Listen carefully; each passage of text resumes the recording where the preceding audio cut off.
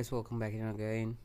So guys, today I'm explain how to change your note theme.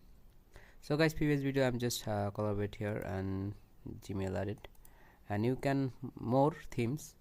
So I'm just use background options, and this is the color, just your choice, and just your fog, and just closed. So automatically just change when update done. Refresh this, and this is our phone applications.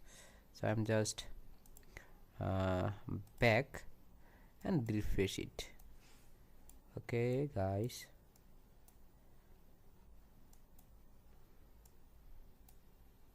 I'm just close and open again.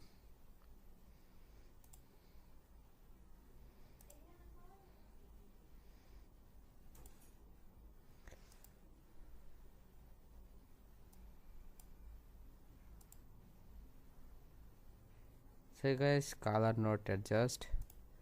Okay, I'm just change background photo. Now maybe update it. No updates. Of course update, just watching. So guys, now refresh this. Okay, maybe I turn on dark theme. So guys, I'm just enable dark theme, so you can check again. So I hope enjoy this video. So like, subscribe and share this video. Goodbye, see you next time, another topic.